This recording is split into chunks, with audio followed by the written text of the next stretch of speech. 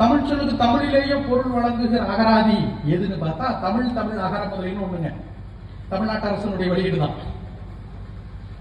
அது கேப்பார் இல்லாம கிடந்த அகராதி. அது நான் சொன்ன பிறகுதான் அதுக்கு பாருங்க எத்தனை பதிப்பு போயிட்டு இருக்கு, ஆயிரக்கணக்கில் வச்சு கொண்டிருக்கு. அதுலதான் தமிழ் சொல் தமிழ் பொருள், தமிழ் சொல் தமிழ் பொருள் அப்படி போகணும் அகராதியில.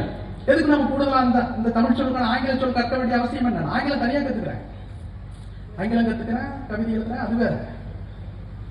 நம்ம அகராதிகள் எப்படி இருக்கணும்? மொழிக்கானதா இருக்கணும், மொழிக்கான பொருளை கற்பிக்கிறதா இருக்கணும். கூடுதலா ஆங்கிலத்தையும் கற்பிச்சா எவ்வளவு பெரிய மொழி அறிஞர்கள் இந்த வேலை செஞ்சிருக்காங்க. தமிழ் சொல் ஆங்கில பொருள் மறைமுகமாகவே நம்மள ஆங்கிலத்திற்கு பயிற்றுவித்த ஒரு இடம் அது. ஆங்கிலம் கத்துக்கிறாங்க, தனியா வந்து கத்துக்கிறோம், தனியா ஆங்கில அகராதி வாங்கி நாங்க தமிழ் சொல் கத்துக்கிறோம். இதெல்லாம் நடந்துருக்கு. அப்ப எவ்வளவோ வீழ்ச்சிகளுக்கும் மத்தியிலும் நெருக்கடிகளுக்கும் மத்தியிலும் இந்த மொழி வாழ வேண்டும் என்றால் அது உங்களுடைய பேச்சில் தான். அதனாலதான் இற்றை காலத்தில் பேச்சு தமிழ் என்பது இந்த மொழியினுடைய இருப்பிடம், உயிர். அதை விட்டுறாதீங்க. பிள்ளைகளை தமிழில் பேச சொல்லுங்க, தமிழ் சொற்களை கற்பிக்க. இதுக்கு தான் சொல்லு. இல்லைனாலும் ஏதாச்சும் ஒரு வகையில் அதை தேடி சொல்லிக் கொடுங்க. முடிந்த வரைக்கும் நீங்க தமிழில் பேசுங்க. பிள்ளைகள் நீங்க பேசுறதான் கேட்டு வளருது, அதைத்தான் பேச போகுது. தமிழில் கற்பீங்க, தமிழ் சொற்களை பேசுங்க. எங்களை போன்றவர்கள் எல்லாம் புதிய புதிய தமிழ் சொற்கள் ஆக்கிக்கிட்டே இருக்கிறோம். இது வரைக்கும் நான் ஒரு 1000 சொற்களுக்கு மேல ஆக்கியிருக்கேன்.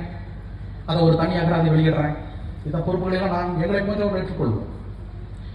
நான் முடிந்த வரைக்கும் தமிழில் பேசுவோம். வெளி சொற்களை எல்லாம் தமிழில் பேசுங்க. அதுதான் அந்த மொழியினுடைய உயிர். எளிய பெயர்களுக்கு அரிசி, சோறு, ஏன் ரைஸ்ன்னு சொல்றோம் இல்லைங்களா?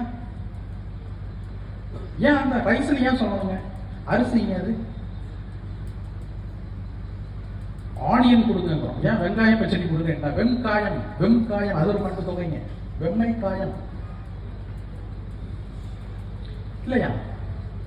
தமிழில் பேசுங்க. இந்த மொழி தன்னுடைய உயிரை தக்க வைத்துக் கொண்டிருக்கும் இடம் அது. கடைசி நம்பிக்கை. புத்தகங்கள் வந்துட்டே இருக்குங்க, எவ்வளவோ நூல்கள் வருது,